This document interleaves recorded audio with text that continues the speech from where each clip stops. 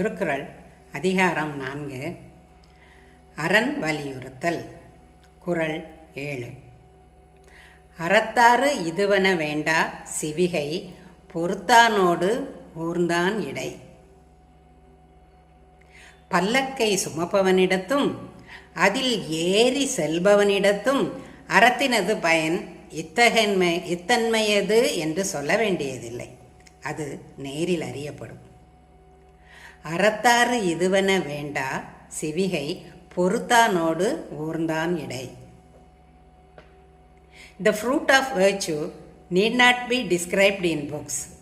It may be known from seeing the bearer of palanquin and the rider therein. அறத்தாறு இதுவன வேண்டா சிவிகை பொறுத்தானோடு ஊர்ந்தான் இடை. நன்றி.